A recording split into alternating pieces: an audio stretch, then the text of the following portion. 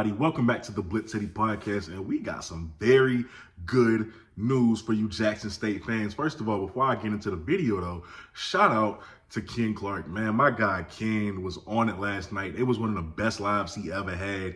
He single-handedly put everybody's fears to bed. You know, like he's such a, he's just such a good guy in that way. Like he can really go off the dome, and he just drops gems on every live that he's in, man. That's why I love tuning in to Ken's live. That's my dog. So shout out to Ken. If you ain't seen his live from last night, you need to go do it. All right, he always on it. And let's be honest, man. My boy need more subscribers than what he has right now. Let's be honest. Come on, y'all gotta subscribe to my guy's channel. He's dropping too many gems to still be at 2K. Let's get him up here.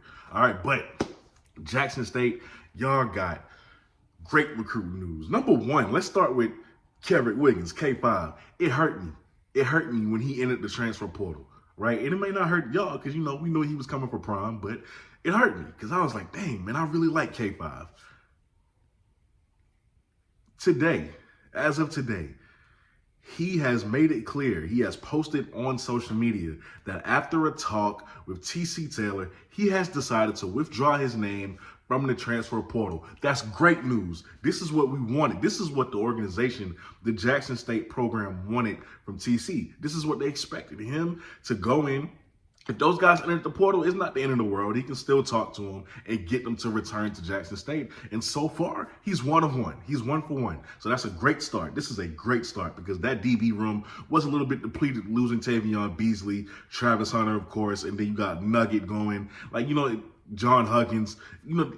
It was a little bit depleted, but he's back now. K5 is back, and I expect TC to keep this momentum going with getting these guys that maybe Prime has brought in, but he gonna make sure they stay and get their degree at Jackson State.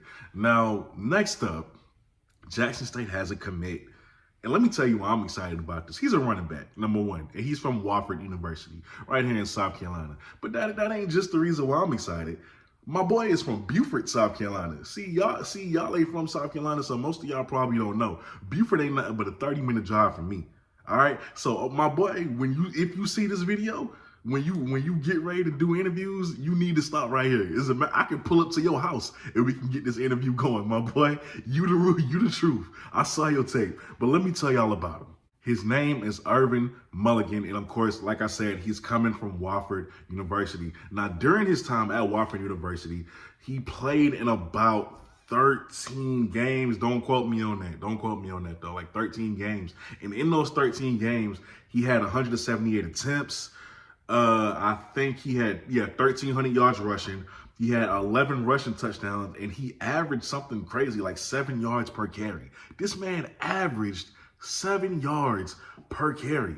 Him, 7, potentially Sivion, is dangerous. It's going to be dangerous. JD Martin is back too. Come on, man. It's looking good for y'all right now. We got some good news. Things are looking up. All right. So that's Irvin Mulligan. And last but not least, you guys have another commitment from the JUCO route. Javarian Jenkins from College Oak Grove.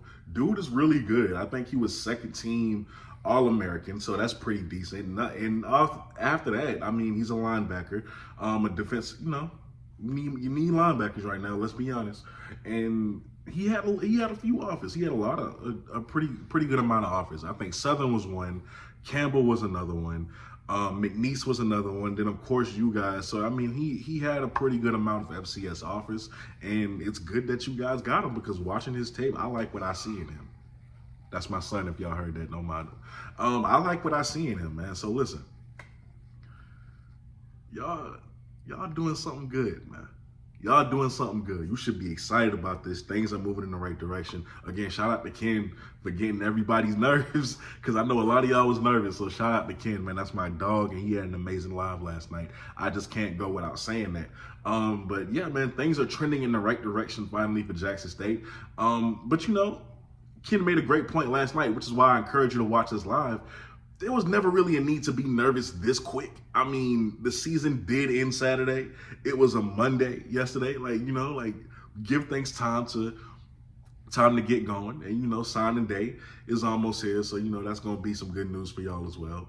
But listen, man, y'all are watching the BlitzCity Podcast. Also, if I did not mention earlier, because I feel like I didn't, the running back from Wofford has 2 to 3 years of eligibility left, just in case you were wondering. But yeah, that's the news. K5 is returning. You got a new running back and you got a new linebacker. Rejoice, be happy. This is great. This is great news. Keep that momentum going. I have a feeling that this ain't the end. Well, we know it ain't the end. But with that being said, man, y'all are watching the BlitzCity Podcast. I'm your host, Kobe Orr, and I'm out. Peace.